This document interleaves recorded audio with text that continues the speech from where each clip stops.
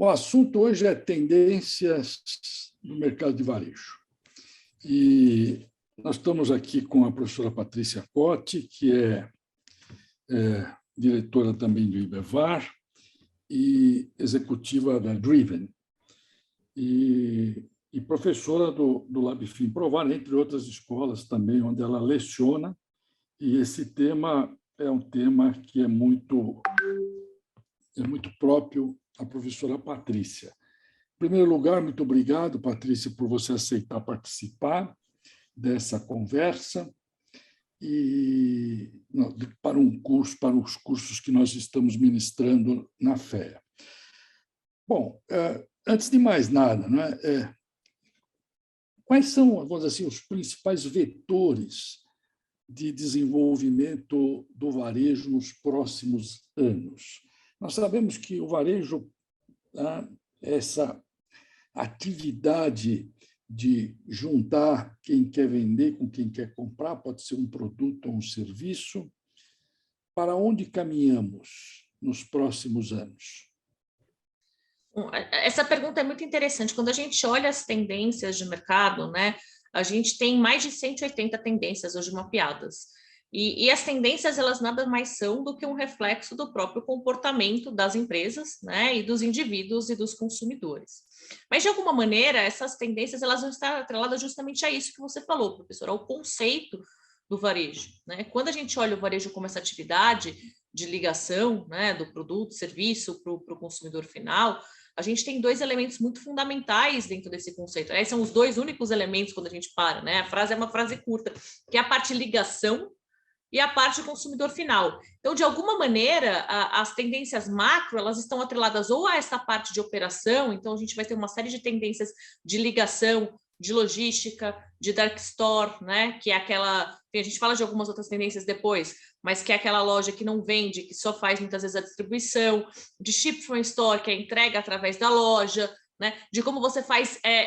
clique e retire em loja, que são aquelas questões relativas à disponibilidade. Então, como que você liga o produto efetivamente ao consumidor final? E aí, a parte do consumidor final, que são as tendências mais voltadas para a experiência, para marketing, algumas outras relacionadas à tecnologia, enfim, que diz respeito muito a como que você vai conseguir proporcionar maior valor para aquele consumidor final e como que você vai conseguir ter os dados dele, fidelidade, uma série de outras coisas. Então, se a gente fosse separar, dá para separar, sim, categorizar nessas duas vertentes. Mas, como eu falei, são mais de 180, Tem várias outras subdivisões que a gente pode fazer a partir disso. Você, em que pese o fato de você ser muito nova, você já está trabalhando com o varejo já há um bom número de anos. Acho que talvez 10 anos, 12, 20. não sei. 20, então o dobro, É só o dobro. O que você percebeu de grandes transformações? Eu costumo dizer que o varejo não é um setor, mas é uma atividade, uma atividade. O que você percebeu de grandes transformações nesse negócio? Muito, Acho que muitas transformações. Então, se a gente fosse começar ali com 2000 indo para frente, primeiro que a gente vai ter uma grande tendência, que é todas as questões de e-commerce e de digital, que aceleraram muito isso. Mas quando a gente fala em 2000, o varejo brasileiro ele ainda estava se acostumando muito com tudo aquilo que veio da inflação e que a gente sabe, como que foi. Então, a gente estava falando aí que a gente estava com 6 meses ali de estabilização e que muitas das empresas elas ainda estavam acostumando como modelo de operação a colocar no ar. A gente sabe que antes de 94, por conta da inflação, os ganhos eram muito financeiros, a gente não tinha tanta operação de loja, a prevenção de perdas começou no Brasil até puxado pelo próprio Provar em 98. Então, a gente ainda estava num grau de maturidade operacional muito baixo, dependendo de organização por organização. Os supermercadistas sempre estiveram um pouco mais na frente dentro disso, mas a gente ainda tinha ali em 2000 o início de tudo, o início do varejo se entendendo. Quando começou a chegar lá por 2004, 2005, é que a gente tem o grande boom do e-commerce dentro do varejo brasileiro.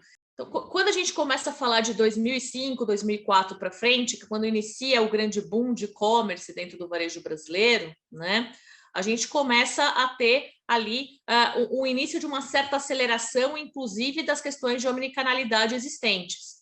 Era muito comum, quando a gente olhava em 2004, 2005, a gente ainda ter o pensamento do digital como um novo canal que seria só usado pelo nativo digital e que, portanto, serviria para expansão, assim como você tem expansão de loja, né? Então, isso era tratado até muitas vezes com CNPJs diferentes. A gente começou a entender como consumidor e como empresa esse movimento. Então, começa lá em 2005 e a gente começa a amadurecer um pouco esse cenário.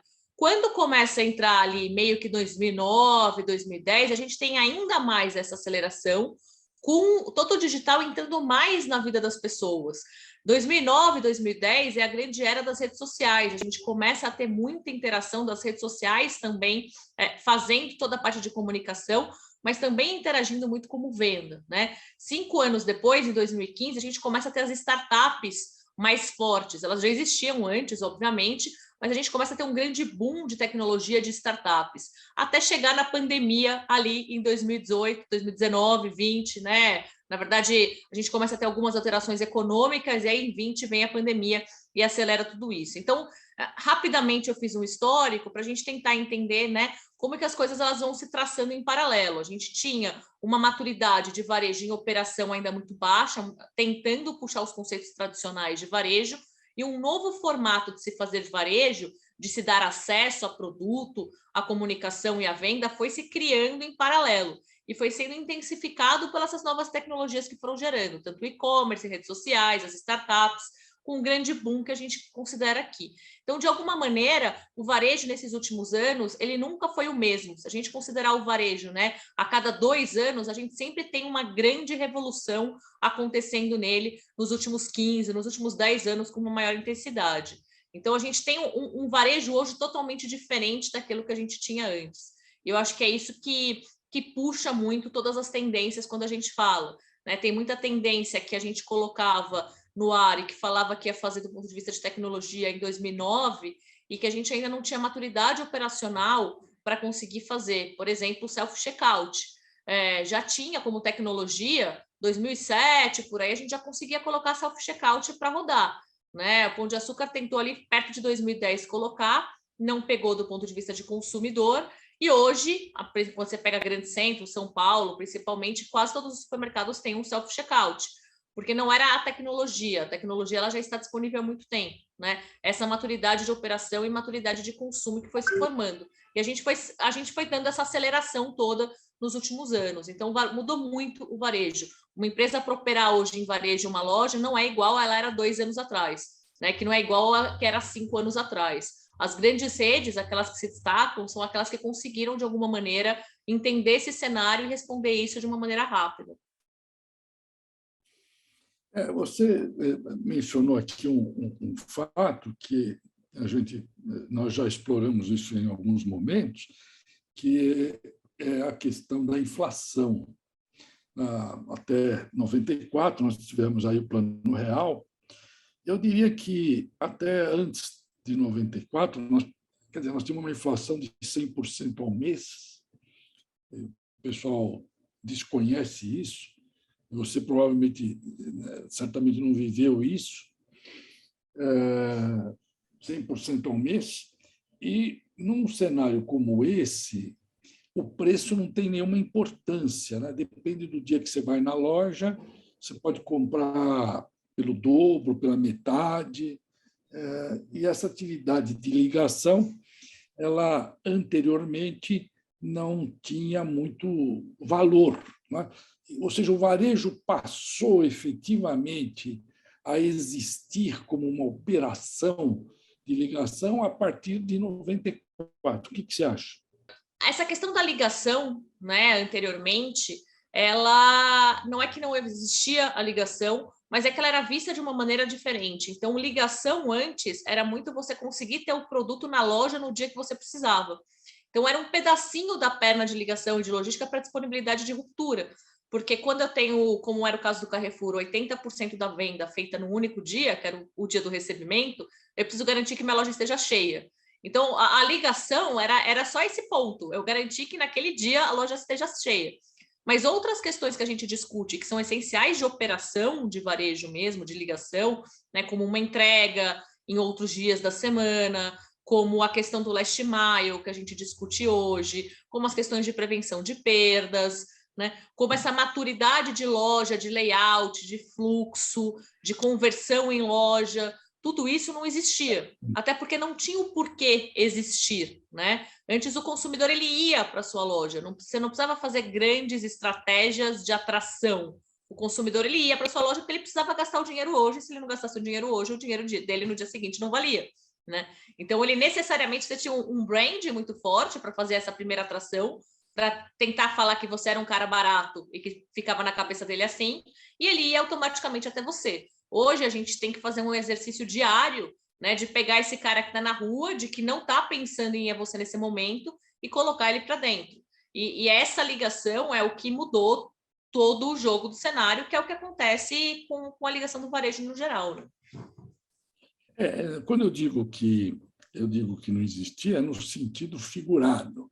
O que eu quero colocar é que o varejo, como atividade, como um negócio, ele é um decodificador dos interesses de quem quer comprar e a identificação com quem quer vender. Ou seja, na economia nós temos 3 grandes problemas: o que, como e para quem produzir, né? Para quem oferecer.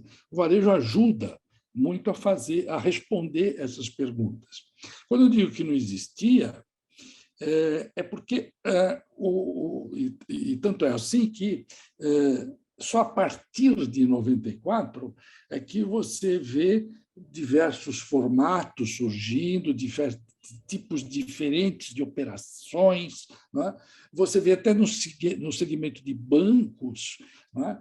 Você vê uma distribuição das agências, fechamento de outras. O que eu quero dizer é que, na verdade, o varejo como operação, ou seja, como valor na atividade de ligação, acontece depois da estabilidade econômica. Porque antes, o que era absolutamente importante era captar o máximo dinheiro que você pudesse, né?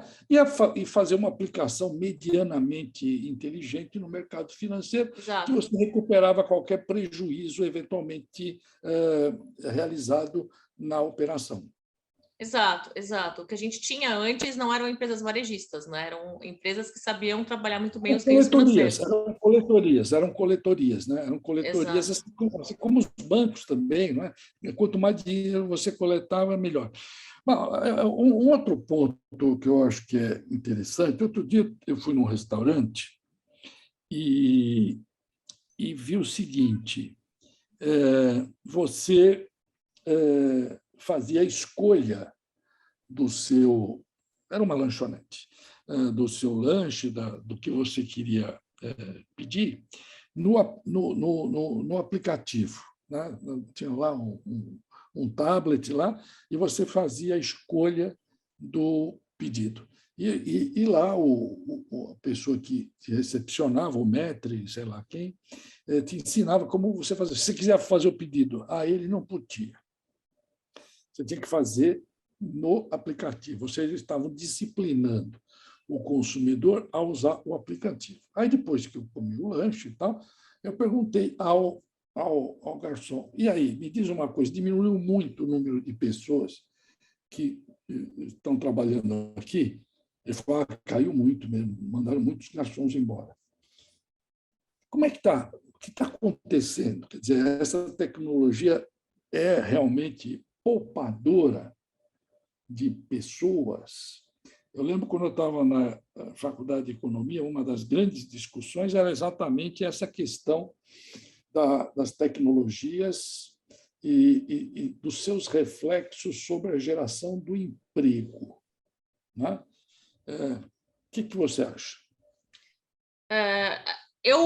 São os dois, eu vou colocar assim, né? Porque o que acontece na sociedade quando surge qualquer tecnologia, né? Tecnologia como termo, a tecnologia ela é o emprego de uma técnica.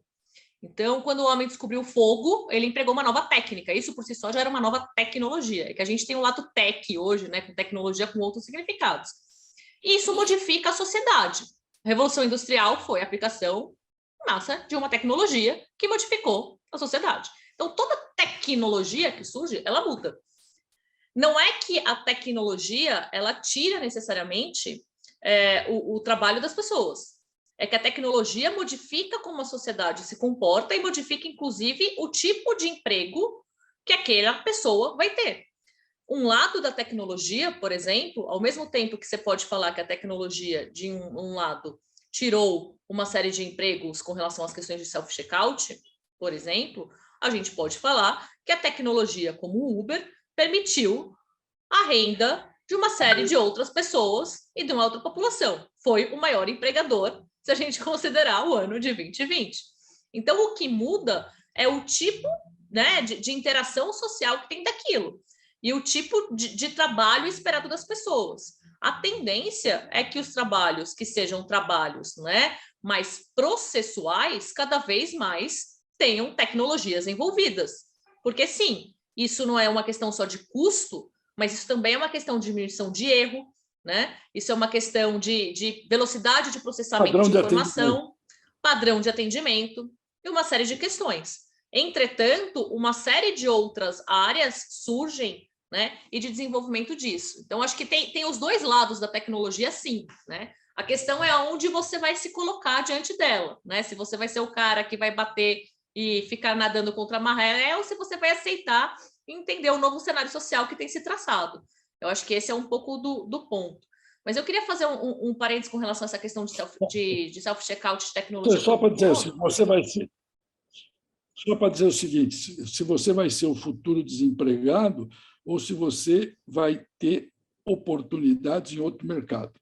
Se de um lado, né, você tem essa questão de perda, de outro lado você tem a questão de realocação, de como que você vai se posicionar no mercado. Então, se você tem o self-checkout que tirou na lanchonete o emprego, talvez daquela pessoa e daquele garçom que anotava o pedido, você tem uma outra questão que é, a partir do momento que você tem que ter alguém para ensinar o cara a lidar, você tem que ter a humanização daquela tecnologia, então você tem que ter elementos humanos em loja, na grande maioria das vezes, mesmo assim, para ter conexão relacional, que não é uma conexão de anotar o pedido, mas é uma conexão de entendimento, né, de saber se aquele atendimento está com excelência e outras coisas. Então, você vai direcionando os empregos para uma nova forma, que é uma forma mais humana, né, e menos processual, pura de se trabalhar.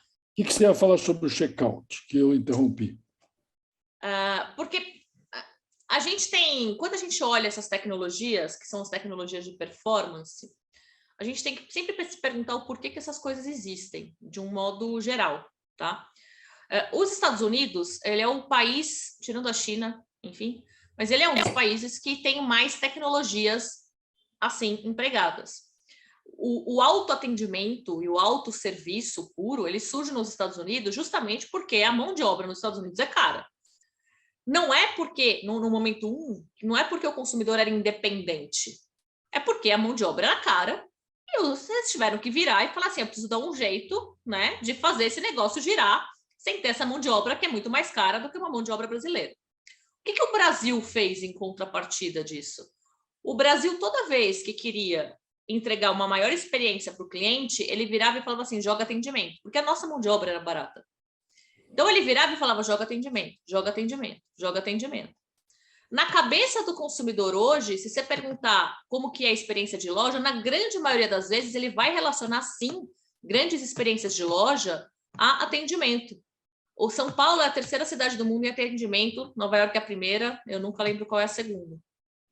Mas operações que lá fora são autosserviço, aqui entram e precisam colocar atendimento. Né? A antiga Gap, de roupas, antiga porque não existe mais no Brasil, né? Ela falou no Brasil. Quando ela entrou na fora, ela era autosserviço. Aqui, entrou no Shopping Morumbi, como que vai ser autosserviço no Shopping Morumbi, uma loja de roupa? Não dá.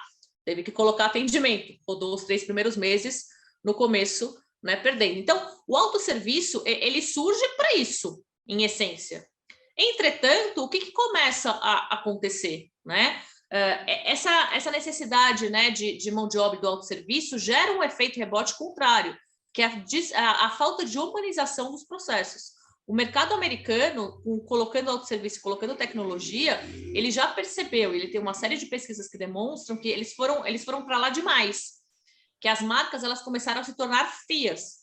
Tem toda uma tendência que se discute hoje, que chama de human touch, que é o toque humano, traduzindo, né? Que é como eu vou trazer humanização de volta para as minhas marcas, para minha loja, para minha tecnologia existente, né? O self-checkout, ele entra um pouquinho disso. O self-checkout existe por quê? Porque ele dá uma certa independência, rapidez e celeridade para o consumidor sem ter um custo de mão de obra. Não dá para eu colocar 80 neguinhos de caixa ali na minha loja, mas eu consigo gerar a celeridade de fila com relação ao self-checkout. Isso vai ser para tudo? Não, porque em algum momento o elemento humano também vai se sentir falta, dependendo do formato que você adote. Então, você sempre tem os elementos andando em conjunto.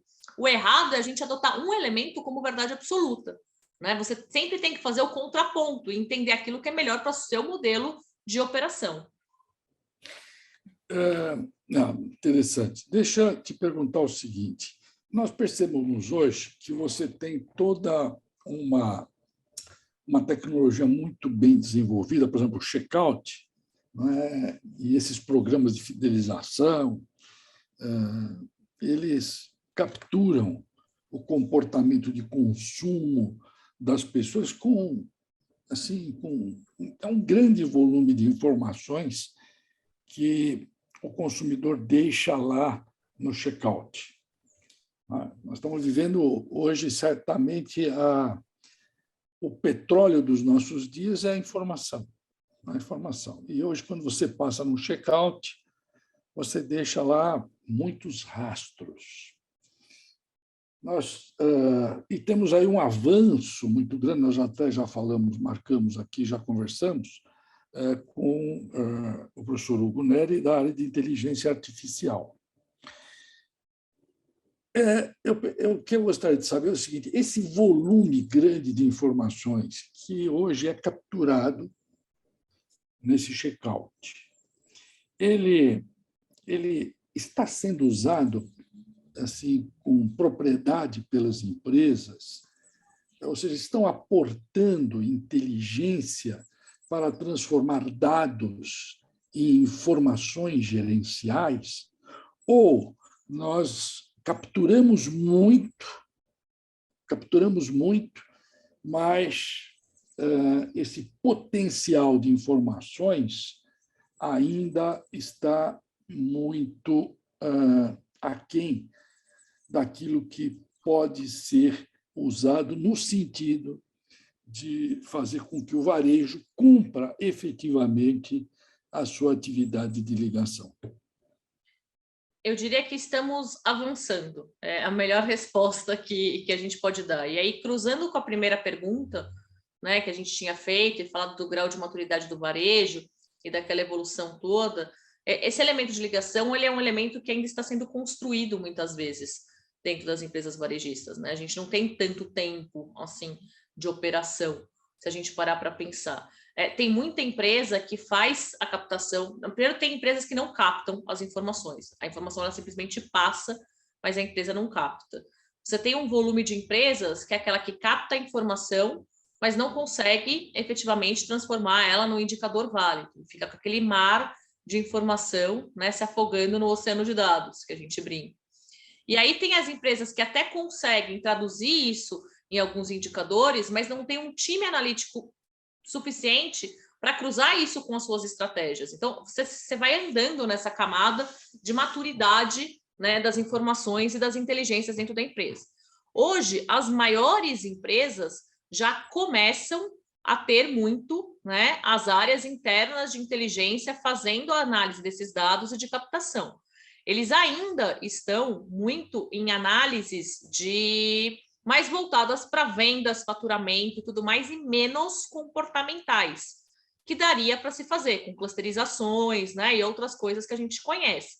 Eles ainda não estão tão assim né, avançados a este ponto. A maioria das áreas de inteligência ainda funciona dentro do varejo com aquelas informações básicas de faturamento, venda e, quando muito, uma cesta complementar, né, com algumas informações de entidades e de institutos de pesquisa terceiros que são comprados no mercado. Mas estamos avançando. Como eu falei, as maiores elas já estão começando a se estruturar muito bem nisso. Só que a gente não pode esquecer que, quando a gente fala de varejo, né, as maiores não representam nem 30% do mercado, é 28, você vai saber esse número melhor que eu, professor. Mas não representa 30% aí do mercado. A gente está falando que 67%, de acordo com o Sebrae, são de pequenas e médias empresas no Brasil, né? O varejo brasileiro ainda está longe, mas muito longe, de conseguir efetivamente traduzir todos esses dados em informações viáveis, né? E aí a gente ainda teve a questão da LGPD agora vindo com tudo, e várias empresas tendo que retrabalhar todos os seus sistemas. Eu, particularmente, acho que o LGPD foi um avanço nesse sentido. Tenha colocado bloqueio de utilização de alguns dados, ele fez com que as empresas tivessem que se estruturar como sistema internamente para fazer limpeza de base de dados, né, para colocar, enfim, então eles foram meio que forçados, inclusive, a se estruturar, e isso fez com que a gente tivesse dados hoje mais válidos, né, porque a gente se vai lá e simplesmente desassocia a qualquer CPF, mas os dados em si, eles continuam sendo usados em formato consolidado. Então, a gente tem avançado bastante. Eu acho que os próximos anos, os próximos 3, 5 anos, é que a gente vai efetivamente conseguir ver o grande boom disso no mercado. Já vimos, dados o petróleo, a gente vem falando disso, a gente já fala disso há anos, tem excelentes casos já disso, mas ainda não está tão massificado assim. Eu acho que daqui a uns 3 anos a gente já vai ter um grau de maturidade até, já trabalhado com esses dados melhor, um grau de aprendizado que é normal, né? Uma última pergunta, queria que você fosse bem sintética, porque já estouramos o tempo, mas, assim, até você mencionou aí a questão da concentração, por isso que o ranking do IBEVAR trabalha só com 120, quer dizer, tem outros que fazem 300, mas é totalmente irrelevante, porque não explica absolutamente nada a partir da 100ª empresa, ou até menos, ou seja, é um setor bastante concentrado. Então, o que eu queria te perguntar é o seguinte: se você pegar essas 100 empresas, que são as 100 maiores, nós estamos, assim, muito atrasados em relação àquilo que se faz. Sei que você vai bastante nas feiras, daquilo que se faz nos Estados Unidos e na Europa. Procurar ser sintética para poder terminar a nossa conversa. Não. Se a gente pegar as líderes de mercado, óbvio que depende de segmento para segmento, mas a gente já tem grandes casos expoentes. Vou dar um exemplo aqui, que eu acho que é o mais, né, o caso mais comum que tem sido dado, que é o Magalu. Ele já tem um grau de maturidade digital e tudo mais muito, né, muito avançado quando a gente considera o mercado americano, porque a gente também não pode esquecer que o mercado americano, ele coloca ali na frente aqueles também que são os destaques, né? Não é todo mundo que é assim, eles também têm o percentualzinho deles não desenvolvido, porque os Estados Unidos também é um país grande e com vários interiores, vamos colocar assim.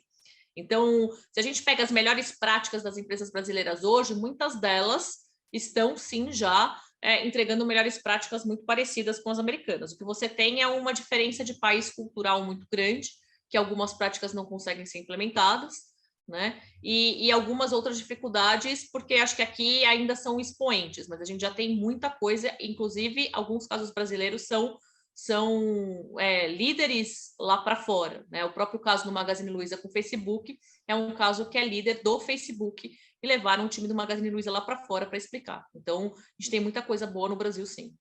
Bom, Patrícia, muito obrigado pela entrevista. Se você quiser acrescentar alguma coisa, fique à vontade nesse minuto.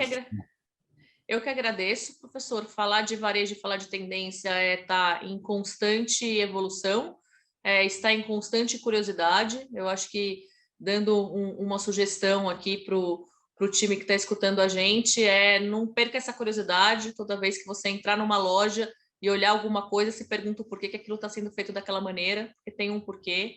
E é justamente com o campo e com esses aprendizados que a gente consegue acompanhar todas essas evoluções de mercado. Patrícia, muito obrigado pelo seu tempo, tá bom? Um abraço. Obrigado. Tchau, tchau.